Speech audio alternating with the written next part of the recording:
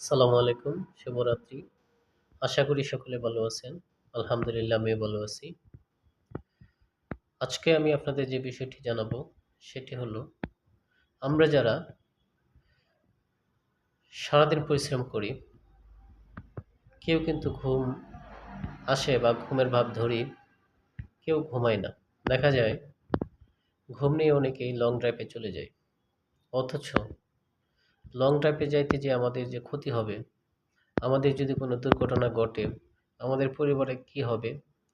এগুলো নিয়ে আমরা আসলে কেউ কখনো ওইরকমভাবে চিন্তা করি না। তাই আজকে একটি ঘটনার সাপেক্ষে বলছি, যদি চোখে ঘুম আসে অন্তত আপনি একটু ব্রেক নেন, 15-20 মিনিট সময় নীরব থাকেন, অন্তত চোখ দুটো পানি দিয়ে ভালো করে ধৌত করেন, সম্ভব হলে একটু কিছু খেয়ে নেন, তারপর আবার গাড়ি চালান। যদি আর একটু সহজ হয় 2-4-5 মিনিট চোখটা একটু ঘুমিয়ে তারপর আপনি ড্রাইভ করেন। ধন্যবাদ সবাইকে। আপনার এবং সকলের নিরাপত্তার জন্য বললাম।